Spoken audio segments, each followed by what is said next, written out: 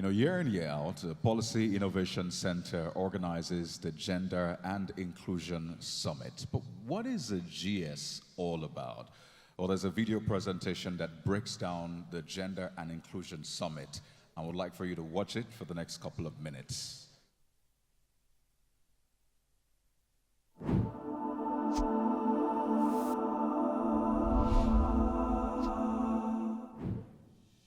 When PIC was set up in 2021, the first thing we thought it was important to fix around the conversation on gender was capacity.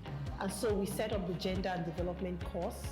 And we had the first edition in April 2022. But leading from the Gender and Development course, in June 2022, we were thinking of having some conversations around gender. Gender is not about creating a buzz or a call to action, holding placards, and then everybody goes home. Gender for me is that point where we start the conversation about understanding how society constructs roles for men and women. To show the seriousness of the conversation around gender, it was first of all important to have a dedicated platform where everyone could be heard, where everyone could speak, and using different ways to ensure that the knowledge is passed across. And the only solution to that was a summit. The Gender and Inclusion Summit kicked off in 2022. We had 700 people in the room in Transcorp. We had over 3,000 people join virtually. And we had some people outside of Nigeria. Combined over the 2 days, we had over 1,000 people attend. Immediately we said, you know what, we're not letting this die here. So first of all, we're going to ensure that we create a publication that guarantees that post-summit people can make reference to the conversation, use that as an advocacy tool into the coming year. And that's how we developed the Purple Book. The beautiful thing about the Gender Summit is that we are so very organic in the way we are evolving the summit. 2023 Gender Summit, we introduced a day zero, which is now the Gender Summit Learning Workshop. We titled that workshop, Measuring What Matters.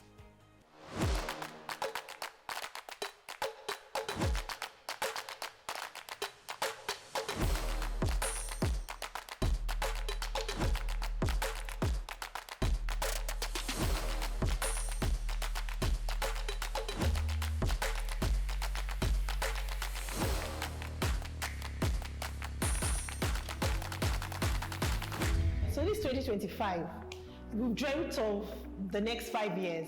We're really, really ambitious. We see the Gender and Inclusion Summit as that place people want to be every September, not just to curate conversations, but to really enrich their personal experience, professional experience, their organizational experience, and bring together cutting-edge collaborations that would advance gender equity in Africa.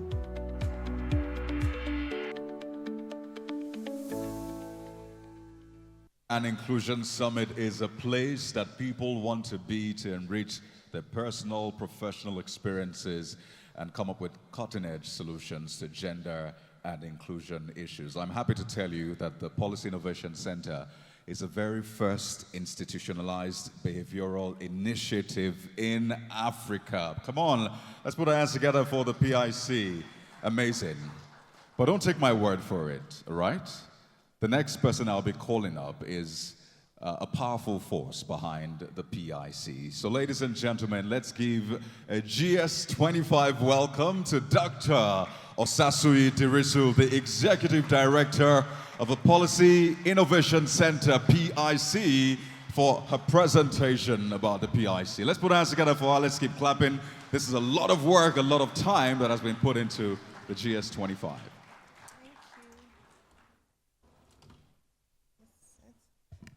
Good morning, distinguished guests, ladies and gentlemen. Permit me to stand on already established protocols. We're really thankful for making out time to come and join us this morning. We truly appreciate it. My task here is really simple. The video has helped to just highlight why we're here, but just in 2 minutes to deepen our understanding of why we do what we do. I don't know if my slides can be projected. Thank you so much. So just a little bit about the Policy Innovation Center.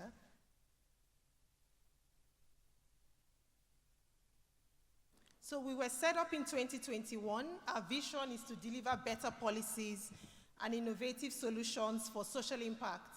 And we do this by improving policy and program design, using gender transformative and behavioral approaches to drive positive social change. And we have 5 pillars that govern our work: behavioral insights application, and we have a behavioral innovation lab here in Abuja. Gender and social inclusion, which is why we're all here. Social and behavioral science research, evidence-based policy, and social and behavioral change. And just talked about our behavioral innovation lab.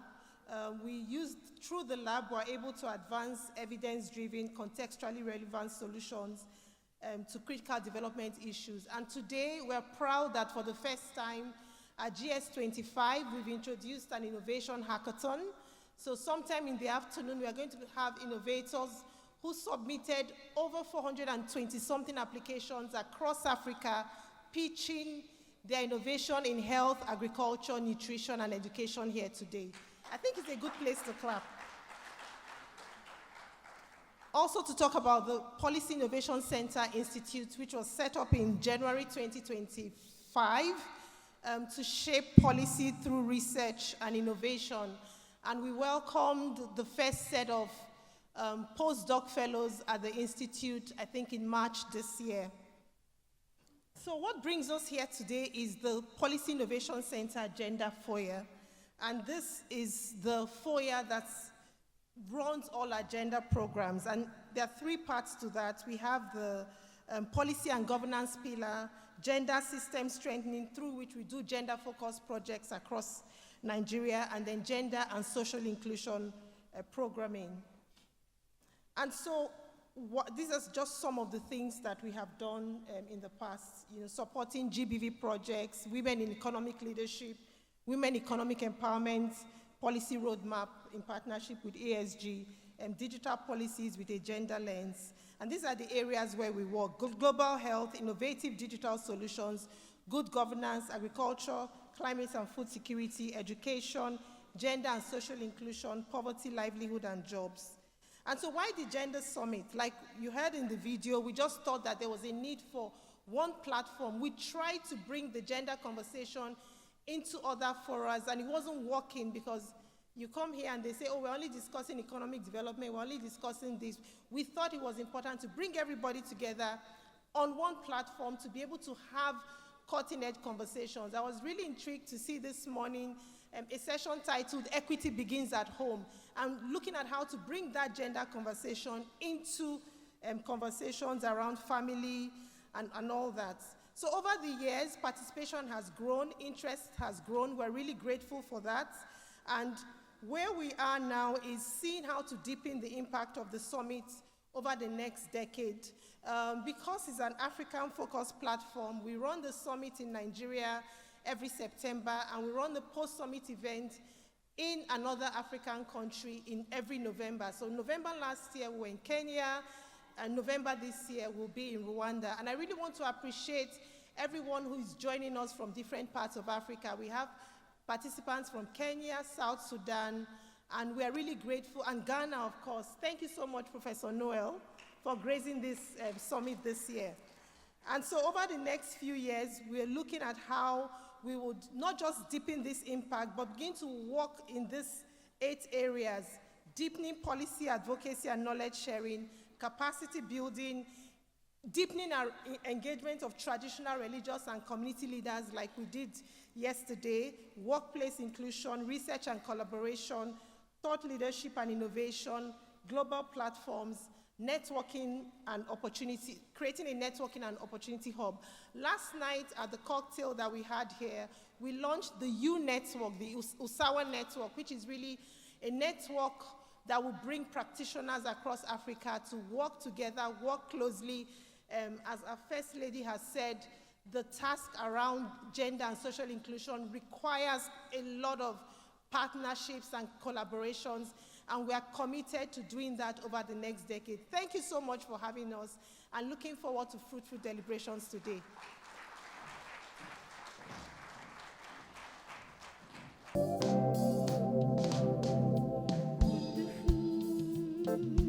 wonderful.